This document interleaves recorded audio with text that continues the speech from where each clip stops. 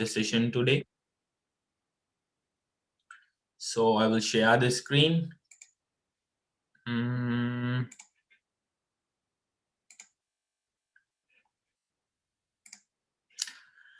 Okay, so I hope everyone can see the screen. So this is 2013. So this is the paper that I set for the A-level last time, and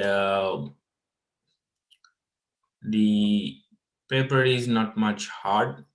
When you consider about the MCQ paper, more or less it's okay. When you go to essay, it's little bit harder, but not much. So question number 1, as usual, it is from general chemistry, atomic structure, and some parts of the inorganic. So the first question says they arrange the order, increasing order, and they have not asked any reasons. So you don't have to worry about the reason.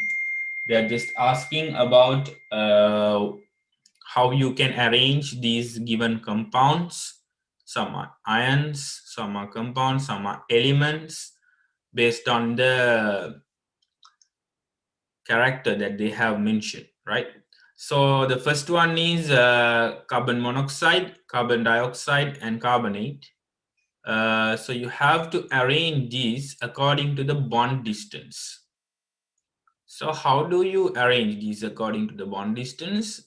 The simplest idea is, you should know the structure of these three. So if you consider about the structure of carbon monoxide, you need to consider and you need to understand when you draw the Lewis structure for this particular molecule, there are three bonds forming. Okay, so it will be carbon with three bonds bonded to oxygen. There is a lone pair here, and here there will be another one. So more or less there will be a positive charge here.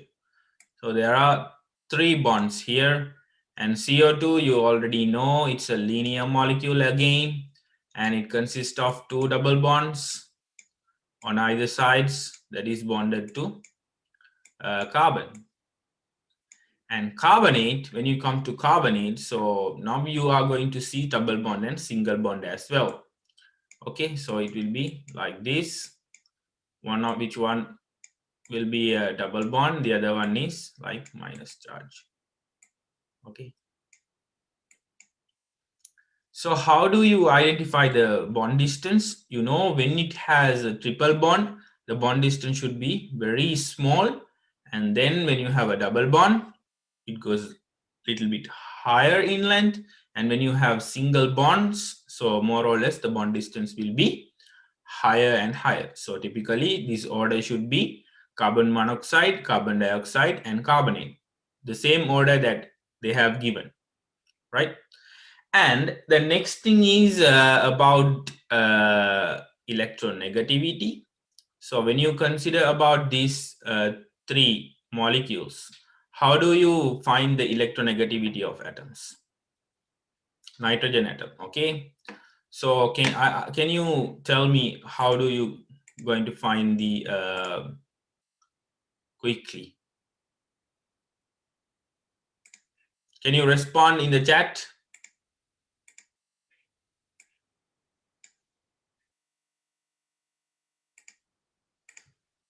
Do you know how to find the order according to the electronegativity?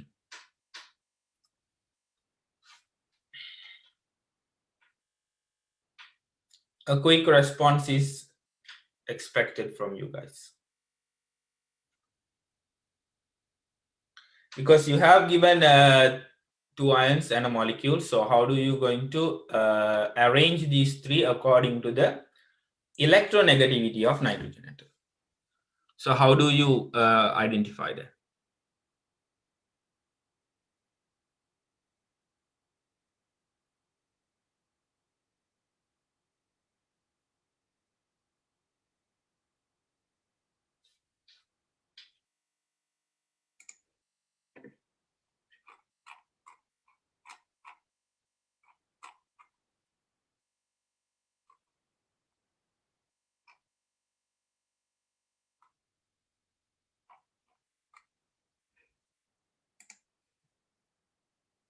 So no answer from your side, or you know how to find it? Just say, do you know how to get, yes or no?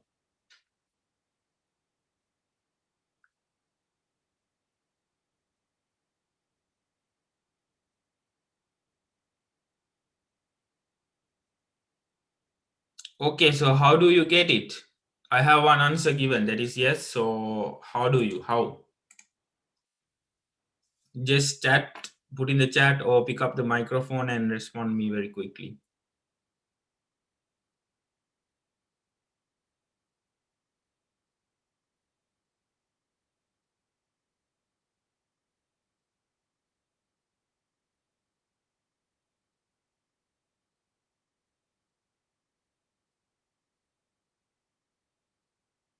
Positive to negative oxidation state. So I can see one of the answers like positive to negative oxidation state. Yeah, can be. What else?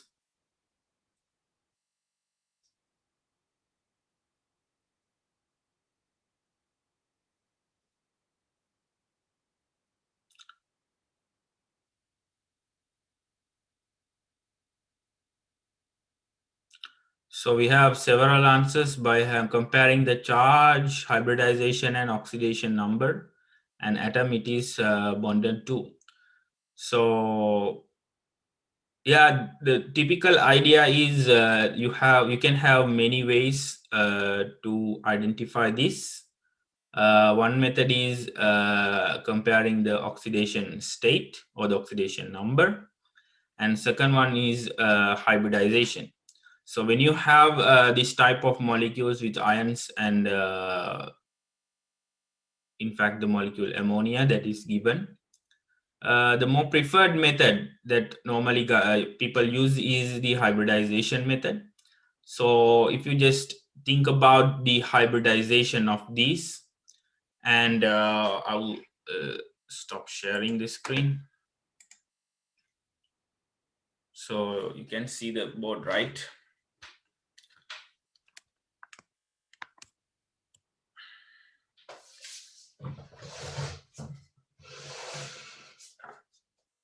Okay, so you have given three quickly: ammonia, NO2 plus, and NO3 minus, right?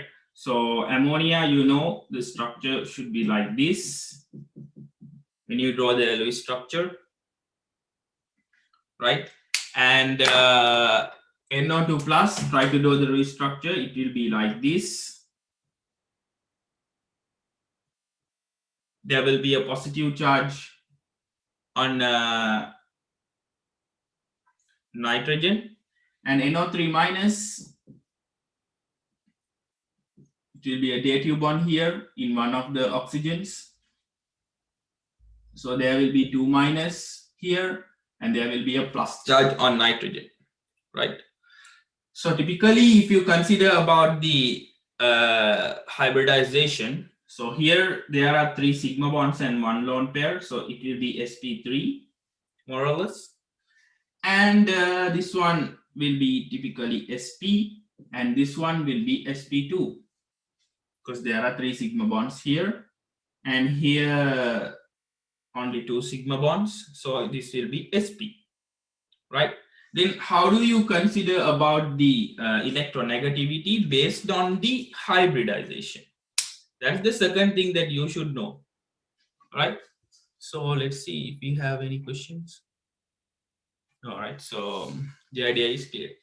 So the thing is, when you are comparing the hybridization, right, if you have more S character, right, if you have more S character, this means your compound's acidity is increasing, right? Understand well. If you have more S character, the acidity of the compound is generally increased. If you can remember about the alkyne, which has a terminal hydrogen, still it is hybridization is sp. So the terminal hydrogen is little bit acidic if you have a terminal hydrogen, in fact. So how the acidity came? Because of the hybridization, where the hybridization there is sp.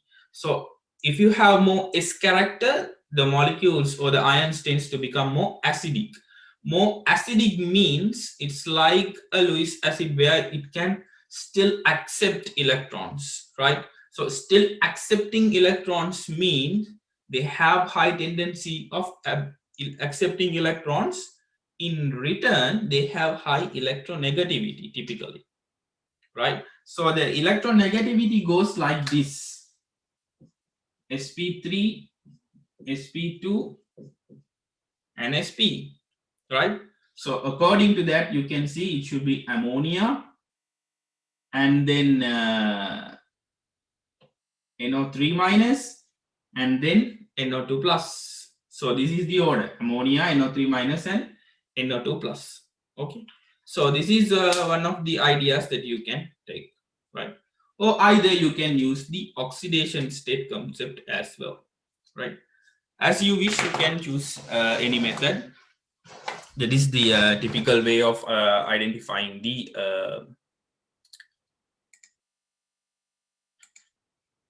answer. So according to this, ammonia will be the lowest one. Here it will be ammonia, NH3. Okay. And then it will be NO3 minus, and then it will be NO2 plus, right? So third one, I have already discussed this in many cases. So I have explained to you many cases in the previous papers, and in the one of the structured essay question, they have asked about this, about the carbonate, the decomposition temperature of carbonates, if you can remember. So here also same, it goes with what is it, because when you go down, the radius increases, so you need to consider about the polarization.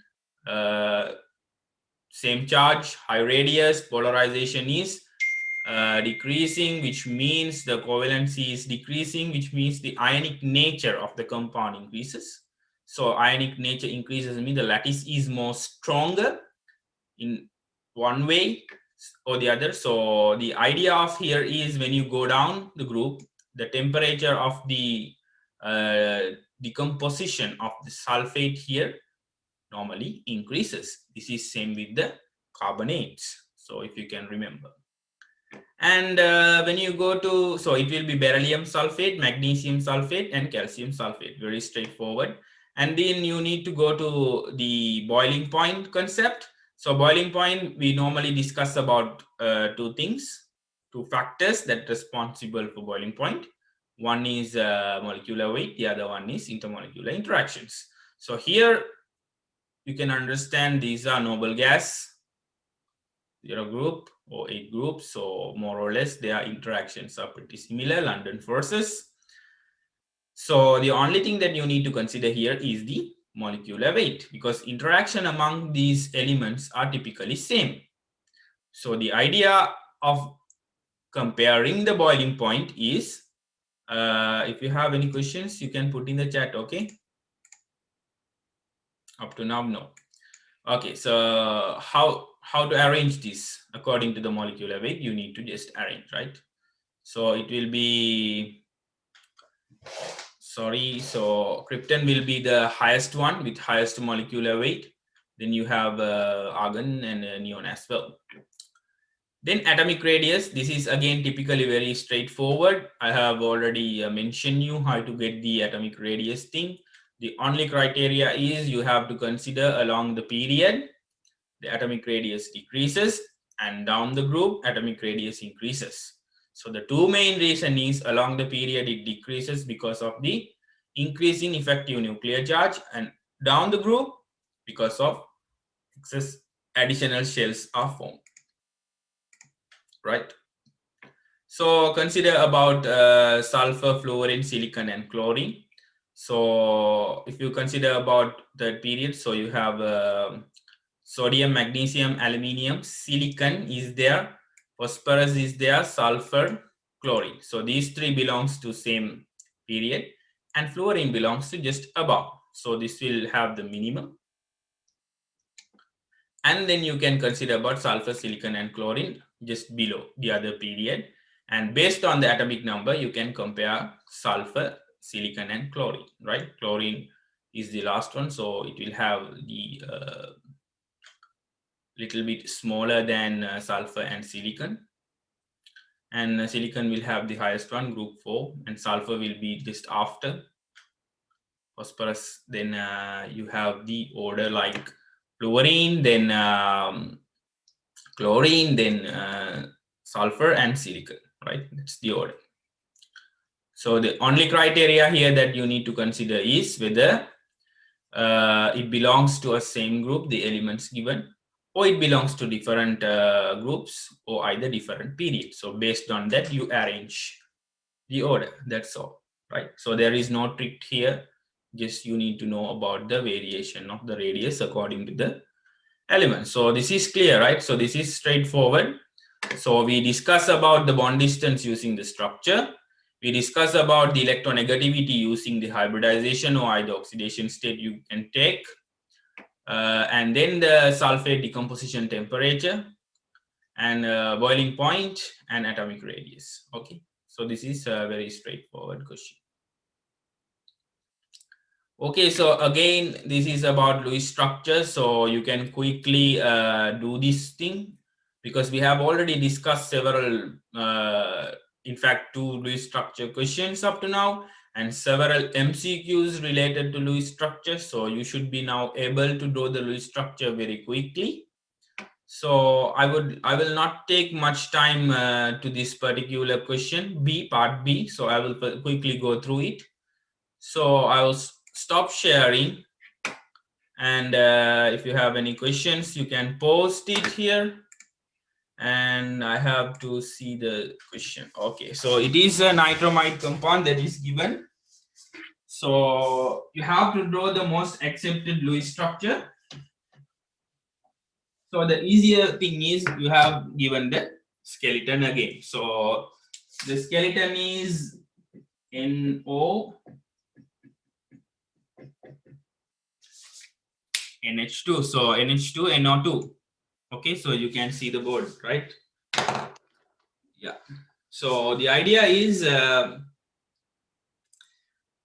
very same. So first, normally you can count the valence electrons, divided by 2 to get the pairs. Then reduce the number of pairs that is already present in the molecule, and you put the lone electrons to the surrounding atoms, which completes the octet. That means the terminal atom, more or less. So we will see. So nitrogen, you have 5, 5, 10. Okay. So nitrogen is 10, oxygen 6 and 6, that is 12. So 22 plus 2 electrons from 2 hydrogens, 24. So you divide it by 2, you have 12. And you have 1, 2, 3, 4, 5 bonds already. So 12 minus 5 is 7. So I can put 7 lone electrons. So I can put 3 here, 3 here. Okay, 6 done. And I can put 2 here, 2 electrons. So 1 lone pair. So 1, 2, 3, 4, 5, 6. Oh, so if you think about this is your central atom. So these will be the lone or the terminal atoms. So 1, 2, 3, 1, 2, 3, 6 and 1. So 7. So then we will consider about the charge. So here 1, 2, 3, 4, 5. So this nitrogen will not have any charge because its number of electrons are 5. Now here 1, 2, 3. So nitrogen normally should have 5. There is only 3. So there can be plus 2 charge here. Okay. And here 1, 2, 3, 4, 5, 6, 7. So minus 1. So minus 1. So plus 2 minus 2, 0. So overall charge is 0. So this is your skeleton. Okay. Now you need to find the Lewis structure. So the easiest way to find the Lewis structure is, you need to minimize the charge. This is what I am always telling. Try to minimize the charge. Try to complete octet. That's the idea. So this nitrogen atom, you can see the octet is already completed, right? 1, 2, 3, 4, 5, 6, 7, 8. So octet is already completed. So there is no point in the most stable Lewis structure to touch this atom. So the important thing is touch here and try to minimize the charge. So the easiest way is to give to these 2 electrons to this nitrogen to complete its octet, because there are only 2, 4, 6 electrons. So you can draw first a Lewis structure like this.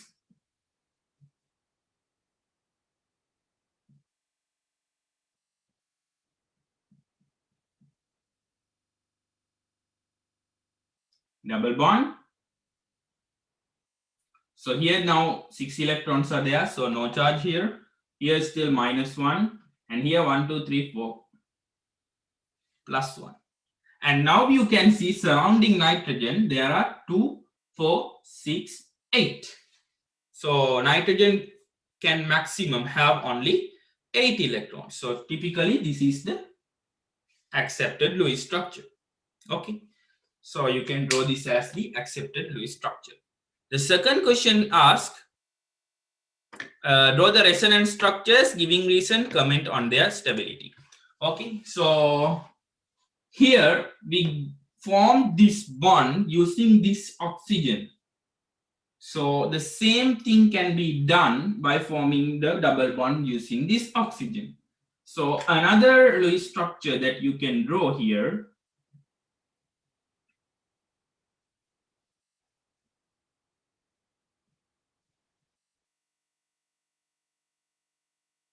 it's a double bond, minus charge plus charge, right? So these are 2 resonance structures. The only difference is here we form the double bond with using this oxygen, and here it is this. Okay. So these are 2 Lewis structures that you can draw, and you might have an idea. Okay, now this has completed its octet, so we cannot touch this one. But you can give in the similar way 2 electrons from oxygen given to this one. How about 2 electrons by this nitrogen atom goes to this nitrogen? So we will try to draw and see whether it completes the octet, and about the stability of the compound as well. So there can be another structure that can be drawn that we think we can draw. So we will try to see. These 2 can be given to this one, right? So it will be nitrogen here, hydrogen here, and there will be a double bond like this, because this is now should become a double bond. Okay, then this is another nitrogen, but here minus, and here still minus. Okay, so these 2 are 2 minus oxygen atoms, right? And we need to put the charges of the rest of the elements as well. So nitrogen here 1, 2, 3, 4. So there should be 5, but here there is 1. So there should be a +1 charge here. And here also there should be a +1. But this structure, you can see the octet of all the elements are completed, which means it also can be a structure. It also can be a Lewis structure for this given compound. Okay, so these are the 3 Lewis structures that I can see to draw on this, right? The idea is clear. So one might think that, can I give these 2 lone pair of electrons to nitrogen? No, the answer is no. Why? Because nitrogen, this one can maximum accommodate 8 electrons because it belongs to the second period, right? So these are the 3 structures, resonance structures that you can draw. Now you have to mention about the stability, right? So you can mention about the stability. One is, the most electronegative atom in this compound is oxygen. So oxygen has a negative charge. That is one you can mention about the stability. Here as well as here.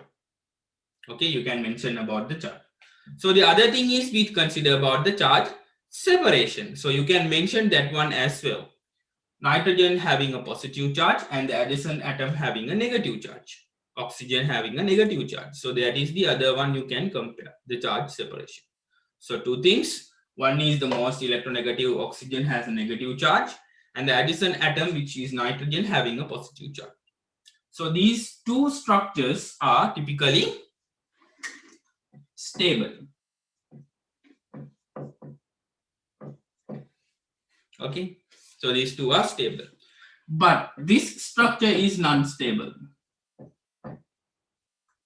Okay, why?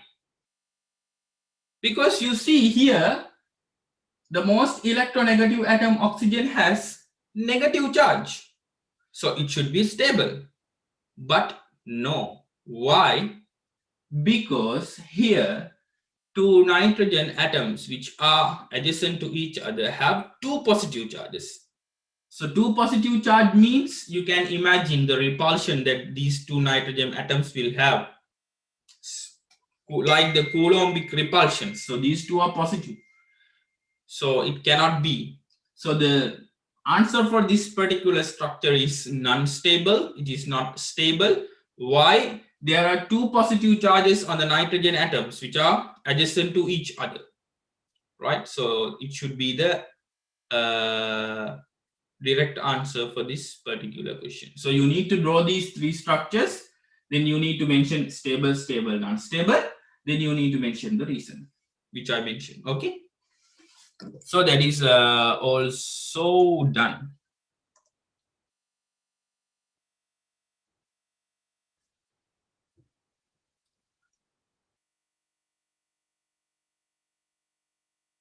Okay, so the next question.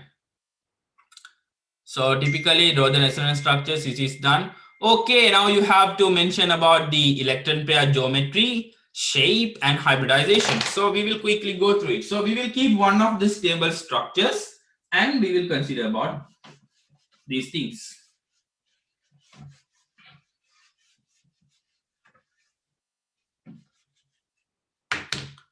Okay, the first question is electron pair geometry.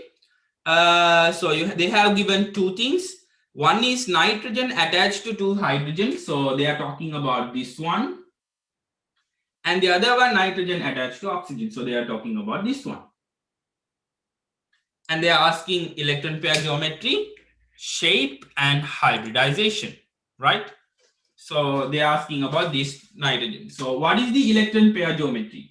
So if you can remember, I told you, when you want to consider about the electron pair geometry, you have to take all repulsion units, right? So here we have 3 sigma bonds and 1 lone pair. You have to count all. So we have 4. So it's like 4 sigma bonds with no lone pairs when you consider about electron pair geometry. So what is the electron pair geometry?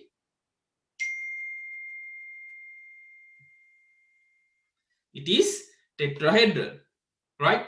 So what about this one, electron pair geometry? You have 1, 2, 3 sigma bonds. Only 3 sigma bonds. Double bonds are not counted in the repulsion unit, if you can remember. So this should be trigonal planar, right? Then the shape according to VSEPR theory. Now you need to consider the sigma bonds and the lone pairs separately. So here we have 3 sigma bonds and 1 lone pair. So you know 3 sigma bonds with 0 lone pair is trigonal planar. 3 with 1 lone pair should be pyramidal. So the shape should be pyramidal. Here there is no difference because it should be still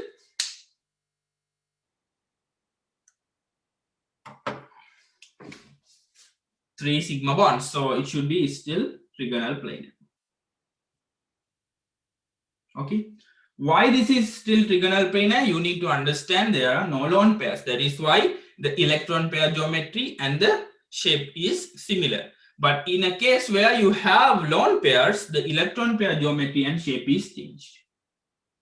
Okay. And the last one is the hybridization. So again, hybridization, I told you we have to count all the repulsion units. So here 1, 2, 3, 4, which typically means this is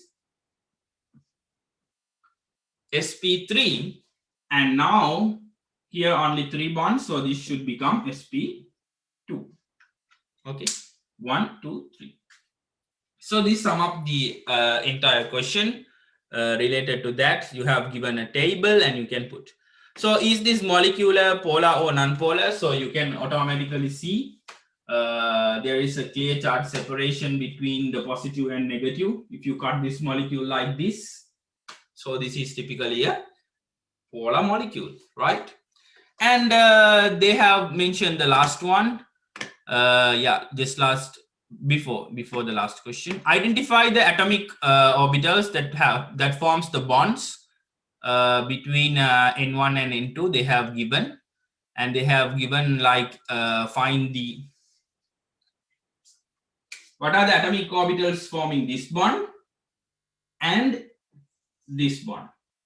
So automatically you can see we have already answered one of the questions. So one of the question is we have already answered the hybridization. So you can clearly see the bond between these two nitrogen atoms. The bond should be one is sp3 and the other one is sp2. So between n1 and n2, it is between sp3 hybridized orbital and sp2 hybridized orbital. And between these hydrogen, you already know, so it should be 1s and sp3. So these are the two answers for that particular question, right? So this is some of our first question very quickly. So I will share the screen again to get everything right. So if you have any questions in the chat, you can ask. So typically we discuss this part. So we drew one of the stable Lewis structures and we drew 3 Lewis structures typically, and we comment about their stability. And this is what we talk about the electron pair geometry, shape and hybridization, which we discussed here in this typical Lewis structure. And the molecule is polar because of the clear charge separation. So here there is a minus charge and positive nitrogen. You can cut by here to give a negative positive nature, right? And then the hybrid orbitals. So according to our Lewis structure, they're asking about nitrogen 1 and nitrogen 2, which I described here. So they are asking about the bond between these two and these two, right? So typically this was between sp3 and sp2, and this was between 1s and sp3. These are the bonding. So that sums up our Lewis structure question. So this is very straightforward.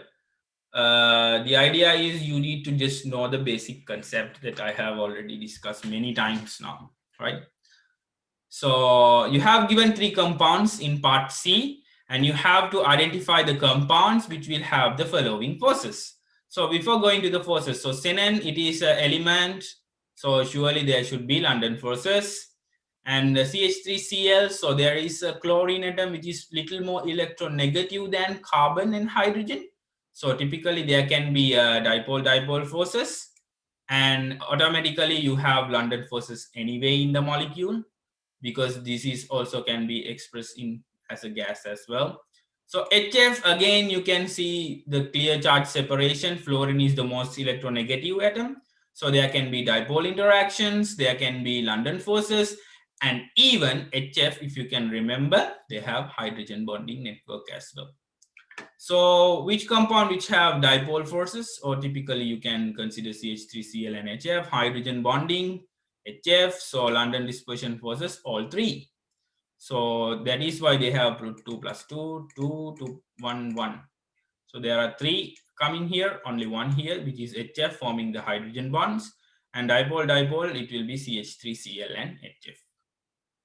Okay. So the only thing is you need to understand whether the molecule is polar or not. Here it's just an element, so more or less it will have dipole London dispersion forces. And here the molecule is polar, here the molecule is polar, so there can be dipole and London. In HF special case, you have hydrogen bonding as well. Okay, right. So